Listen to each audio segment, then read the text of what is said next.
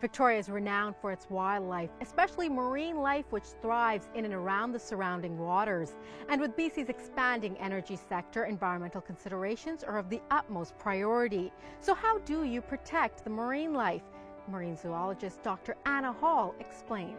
Any industry that's looking at developing along the BC coast or using BC waterways has to go through the environmental assessment process. The only way that we can give the animals the best chance that we can is by communication between industry and science and the public. A former 18-year employee for the whale-watching company Prince of Wales, Dr. Hall has held multiple jobs, from deckhand to naturalist to captain. She knows these waters and marine life very well. Wildlife is dynamic.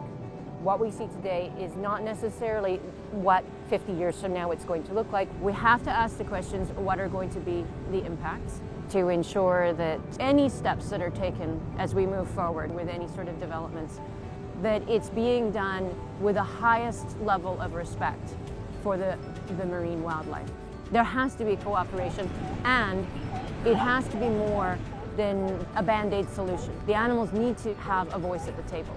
Industry employs marine mammal observers who identify the species and understand their behaviors. These are marine mammal experts who work with industry for the benefit of the industry and the wildlife.